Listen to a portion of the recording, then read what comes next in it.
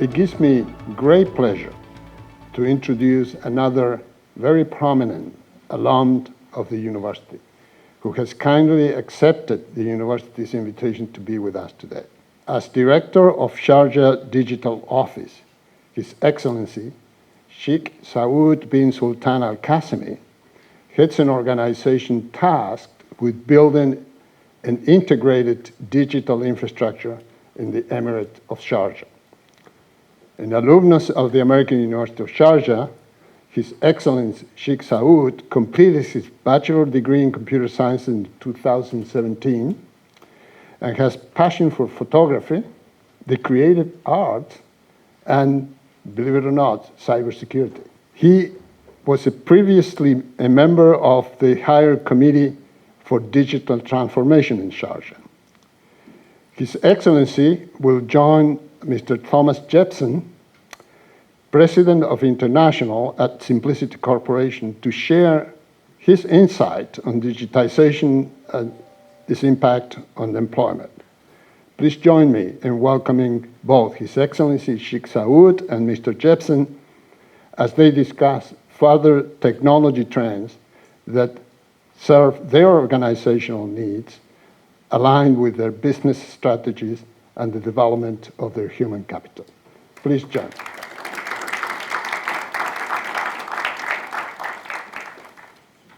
Thank you very much for the introduction, Provost. I really appreciate it. Your Excellencies and distinguished guests, students, the most important of all, thank you very much for being here today. It's a great pleasure for me to be able to host this fireside chat, and we will try to make it as informal and as informative for everybody. So I will ask some questions, we'll discuss a few things, but please don't hesitate, don't be shy to get this opportunity to really get the input and feedback from very successful alumni from your institution. It's an opportunity for you, so please do take it on board. For me, it's a fantastic opportunity coming from Simplicity, being partnered with AUS since 2012, to be here actually in person today, to meet students, to meet faculty, to meet the careers office, which I think also just want to thank for making a great event. Is really, really delightful. Two things I wanted to mention before we get going, and it was linked to conversations we had before. One thing I thought was very interesting when Abdul Rahman talked about mentorship, and I think you posed the questions in terms of how to get mentors, etc. I'll tell you a funny story. When I was starting back in my day, 30 years ago, I just got a directorship position in a tech company. That sounds like a lot, but it was a startup, so maybe director of 10 people, not a big deal, right? And my CEO, which I really looked up to, so much so that I was almost afraid of him knocking on his door, right? He gave me the task of saying, okay, Thomas, we need to expand into the UK. Please come up with a strategy, an expansion strategy. And this is around beginning of the week. So I do my work, and then at night, I'm hammering it out on this strategy, really working on it, trying to get the best possible expansion strategy we could get. He said, get it back to me by Friday, and of course I wanted to impress him, so I got it back on Wednesday. He says, come back on Friday, I'll give you feedback. I come back on Friday, and his PA gives me a piece of paper, like with a dossier, with a little note. It was a little sticker, right? And he says, is that the best you can do? Okay, no comments. Took it upon me, was very nervous, and then came back. This was Friday, so worked over the weekend, hammered a new dossier out, and came back on Monday, delivered it, and he was not there, so gave it to his PO and said, can you please give it to, he was Italian, Tommaso Triumphi, can you please give it to Mr. Triumphi?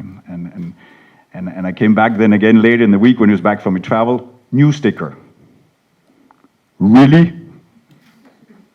Oh. So now we're getting really, okay, am I fired here? Not as my first leadership position, etc., right? And then I came back later with the dossier. I said to his PA, can I please come in? And said, yeah, okay. And I said, okay, Tommaso Triumphi, I don't know what's going on. I've done my best. I've really tried to analyze what you asked me to, and you know what he said? Okay, I just wanted to be sure you've done a good work, so now I'll read it. So he hadn't read it, right? And I think it's just one of those stories how you earn trust and how this guy became a mentor for me the rest of my life, right? So we worked together. This company we built, we sold it to Blackboard. We had a very successful expansion strategy in the UK, but it's one of those things, right? And another thing which I want to share with you in terms of making this a little bit intimate is that, you know, as a president of an organization, I'm sure Your Excellency, you see the same. We kind of like, my biggest task is to lead through people. So I'm very comfortable sitting and talking to investors. I'm very comfortable talking to a small team, etc. I have never ever moderated a session like this. So I'm a bit nervous about this, but it just goes to show that you need to go and acquire new skills and constantly adapt, right? And I think with that, I want to take it towards our conversation, Your Excellency. I think the UAE is the leader when it comes to digitalization, government services, including realizations such as e-government 2008, smart government in 2013, and the M-government initiative and vision for 2021. And you will correct me, but I think now the people of the UAE has almost become very accustomed to public services being digital, right, and delivered in such a fashion. I'm based in France, and I can tell you it's not the same thing. There's a lot of bureaucracy, and it takes a lot of time to get things done. And this vision of putting the user, the residents first, is something we still need to acquire. Yeah, I just wanted to add on that. So here in the UAE, the community is very expecting of you, especially as a government. It's not that we want them to adapt. They are expecting us to adapt for them. So the community is waiting for us to provide these services and these solutions for them to be able to use. And they want it to be as easy as possible. People are lazy. And us as a government, we should work to really make it as easy as possible for the community, for the citizens and the residents in our state or in our emirate to reach these services, to access them, and that's our challenge. So we need to be able to think in a way that how should I make this possible for the laziest person on the planet? And that's the way we need to think. Speaking of that, because I think we have a few international guests as well, which may not be familiar with the Sharjah Digital Office. Maybe you can just give an introduction to that office and a little bit the mission and vision of what you have in place. Yeah, sure. So us as the Sharjah Digital Office, we were established about a couple of years ago. Our target or our goal is to really digitize the Emirate of Sharjah. So we work hand in hand with the government entities of Sharjah and in parallel with other governmental entities in the UAE to really push digitization in the Emirate. So we need to make sure that all government entities are as digital as possible, as advanced as possible. And it's a long journey. It's never going to end because of the advancements of technology. But we need to be the critical thinking arm of the government. We need to be the quick thinkers that adapt to the newest technologies and push it to the other government entities. Yeah. In maybe a short follow-up question is there any specific trends you are seeing right now, and were there any specific things that disrupted your way of thinking before COVID? Of course. So COVID really changed everything, but I think the infrastructure was there. So that's one thing I can say we're blessed to have in the UAE, is a very strong infrastructure. Obviously the pandemic was a challenge, but we were able to adapt very quickly. We went online very quickly. Us as an office, we were online the next day. We had because we were still we weren't even an official office back then. So we were just working as a small team in the government, and we didn't have infrastructure to really take online. We had our laptops and we just worked from home, and it was very easy for us. Obviously some entities had challenges, but it was easy to overcome eventually. Great. Let me try to take this in a direction here. according to you, do organizations need to rethink workflows, workforce, and workplace from the ground up to take advantage of emerging technologies?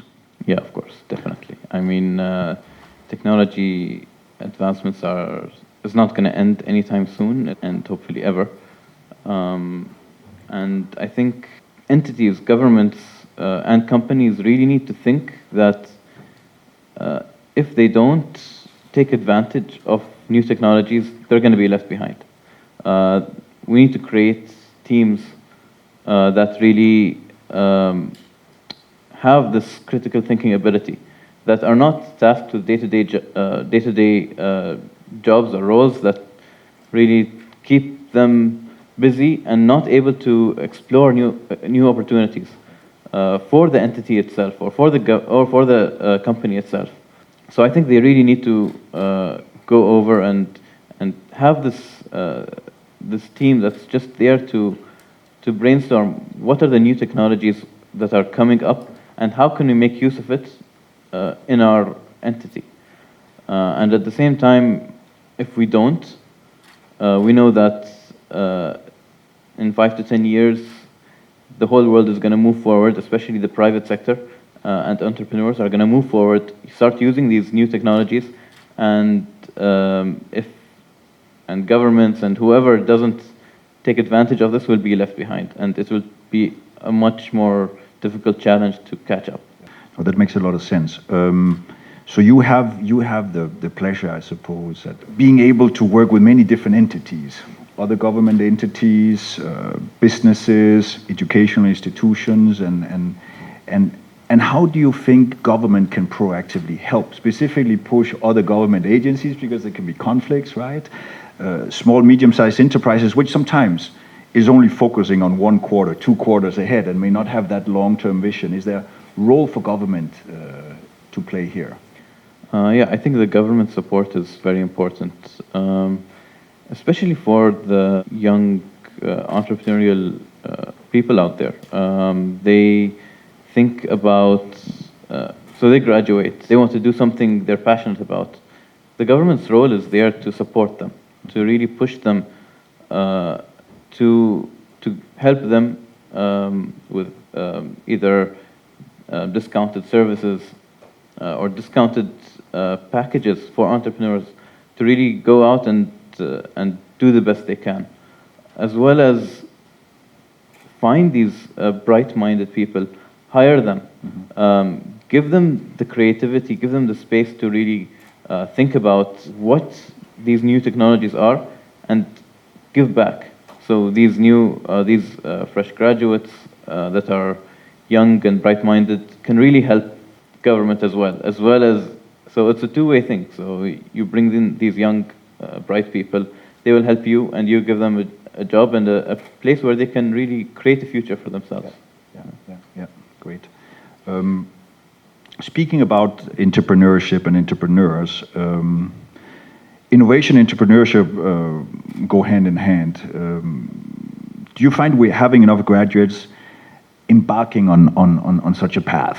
Yeah, definitely. Yeah. I think here in the UAE, because of the advancements of technologies, when you think about things like the metaverse, or you think about things like, I'm not going to say blockchain, because even blockchain is a few years old now. Something like the metaverse. If someone graduates and wants to work in a field that involves the metaverse, he will have a very hard time to find a job.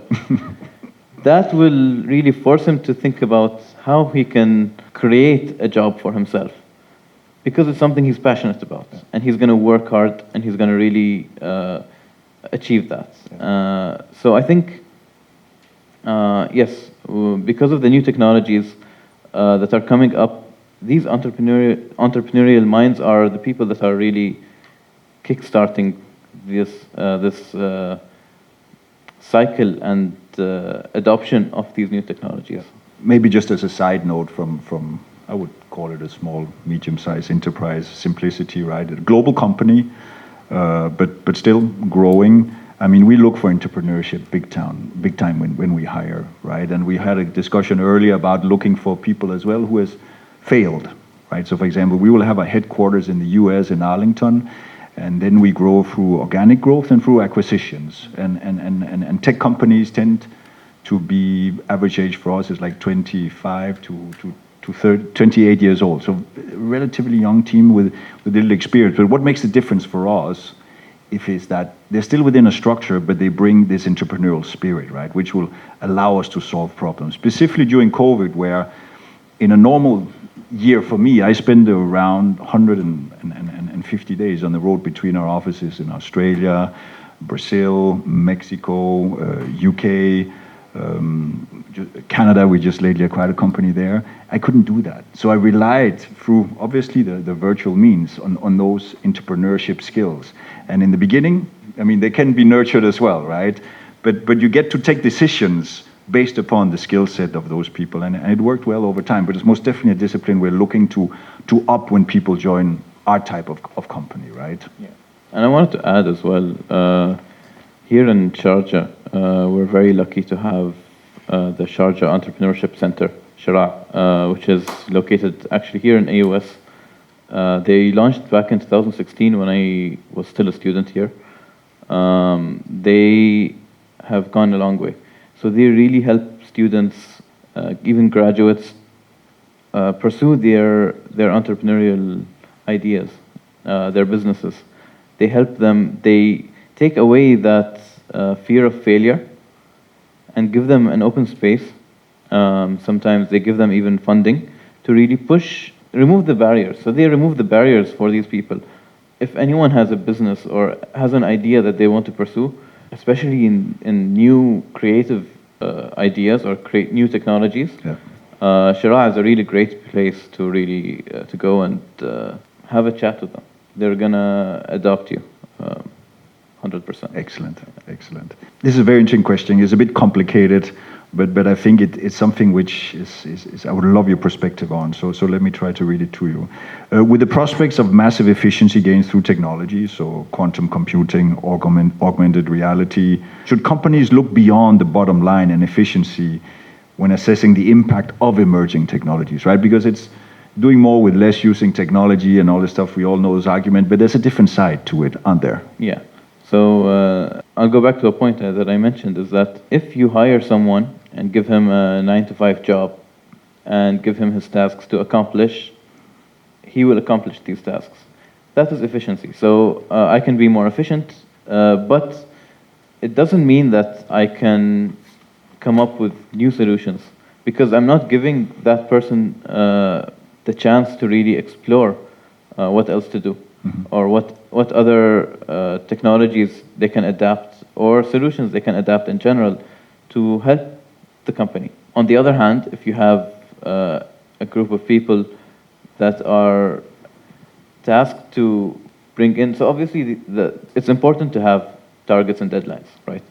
But at the same time, you need to give them the flexibility to explore.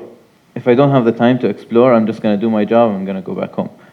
But if I'm given the trust and I'm given the encouragement and the time to come up with new technologies, new solutions that will help the company, that is not necessarily the most efficient. But down the line, let's say 5 to 10 years, when there are newer technologies, these ideas are what's going to keep the company in the new age, right?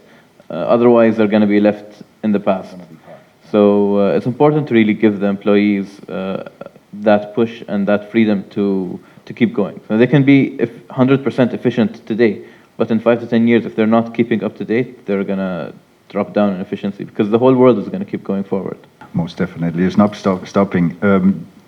Maybe taking that into a context of a university, does a university or higher education institution have a role in preparing that entrepreneur to be up and running? And of course, you need to give them the space and the time to fail and succeed. That's part of being an entrepreneur, right? You learn from your failures. But and as we've heard this morning, which is so fantastic, is this focus there is on entrepreneurs and being one in the rankings, and then with the local initiatives here in Sharjah is fantastic. But are there more that could be done to prepare that entrepreneurial spirit student when they go into a structure, So they, so to speak, hit the ground running, right? And they're just a bit step further than having the organization to teach them things, how things run in the first 3 months. It's very important to talk about critical thinking. It was even mentioned in the earlier panel this morning. I think teaching someone how to think critically is what's going to get him running when he gets into his workplace.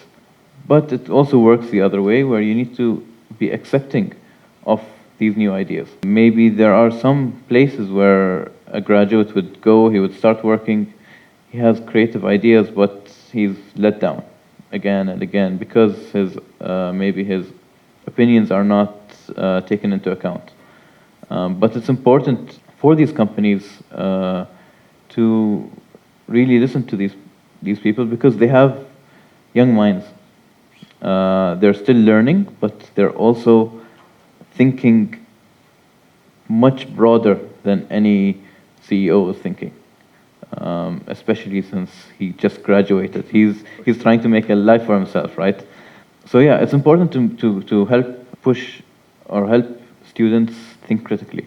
There are many ways to do that because I think every mind is different, right? If you teach someone how to think, they're gonna think the same way you taught them to think. But if you give them the freedom to think, freedom to come up with their own opinions, their own decisions, even if some of them are wrong, you will get a million different ideas because that's what entrepreneurship really is. It's coming up with your own ideas from maybe a problem that you faced yourself, right? And no two people are going to find the same solution if left freely. So maybe as a last sort of question, as a very successful and visionary alumnus from AUS, what would your advice be to some of the students here today, completing the degree and going out and being part of this entrepreneurial world with so many opportunities? Do something you're passionate about. That's something I always say because it's something that I did. And I feel like if I'm passionate about something, I'm not going to get tired of doing it. Some would say otherwise. Some would say that if you work in a place you're passionate about, it might ruin it for you. But I don't agree with that. I think from personal experience, I am passionate about technology. I'm passionate about the future of tech in this world. And I pursued that. And there's not one day that goes by that where I wish I was somewhere else. And I think everyone should do that because if you're working somewhere you're passionate about, not only will you achieve, you'll exceed. You'll start thinking further. Even when you're sitting at home, you'll be thinking about, oh, what if I did that? What if that? Okay, tomorrow I'm going to go back to work and I'm going to tell my boss this and that because it might be better for the company. So I think do what you're passionate about. Find a place that you like. Don't sit into a comfort zone. Always have a future plan and just work towards that. Thank you very much, Your Excellency, for answering so openly. It's been inspirational and really enjoyed it. Thank you. Thank you, Thomas. Thank you very much.